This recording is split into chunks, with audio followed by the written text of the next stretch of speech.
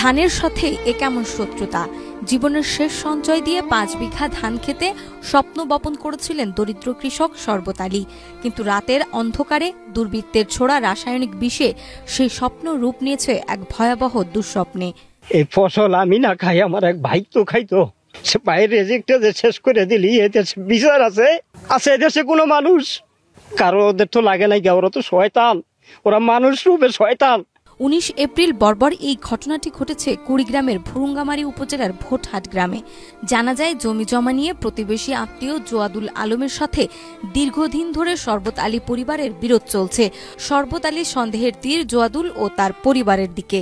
ওষুধ দিছে, ওষুধে গাছ গাছটা সব মরিয়া গেছে গা, এটা সচক্ষে সব তদন্তপূর্বক আমরা আর বিচার চাই। আমরা ঋণপাতি করে আবাদ সমাদ করছি, সুষ্ঠু বিচার যা কর্মচারী তাদের কাছে আমরা বিচার প্রার্থী।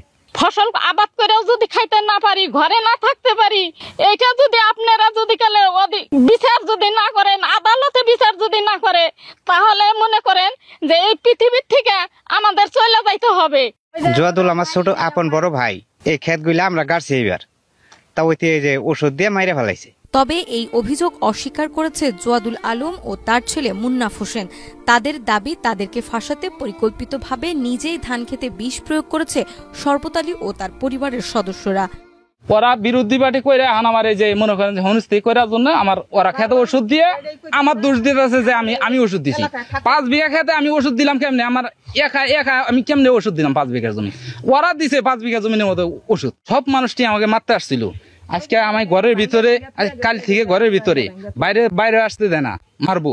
এই বিষয়ে সুষ্ঠু তদন্ত চেয়ে 20 এপ্রিল থানায় অভিযোগ দিয়েছে ভুক্তভোগী কৃষক শরবত আলী। পুলিশ কর্মকর্তা জানিয়েছেন তদন্ত চলছে, তদন্ত সাপেক্ষে দ্রুত পদক্ষেপ নেওয়া হবে। বিবদমান জমির ফসল বিনষ্ট করা সংক্রান্ত একটি অভিযোগ পাওয়া গেছে। আজকে সরজমিন তদন্তপূর্বক প্রয়োজনীয় ব্যবস্থা গ্রহণ করা হবে। সুষ্ঠু তদন্ত সাপেক্ষে অপরাধীদের চিহ্নিত করে দ্রুত আইনের আওতায় আনতে পুলিশকেও পূর্ণ সহযোগিতার আশ্বাস দেন স্থানীয় ইউপি সদস্য। বেলায় ওখানে স্পটে যাই এবং দেখি যে আসলেই সত্যিকার ঘটনা। ঘটনাটা যেভাবে ঘটাইছে এটা বড় দুঃখজনক। তদন্ত সাপেক্ষে এর যে মূল হোতা যারা এই কাজটা করেছে তাদের সঠিক বিচার হোক, এটা আমার চাওয়া আর কি। শুধু সন্দেহ বা শত্রুতার বশে কাউকে হয়রানি না করে সুষ্ঠু ও নিরপেক্ষ তদন্তে প্রকৃত অপরাধী শনাক্ত করতে সংশ্লিষ্টরা এগিয়ে আসবে, এমনটাই দাবি সচেতন মহলের।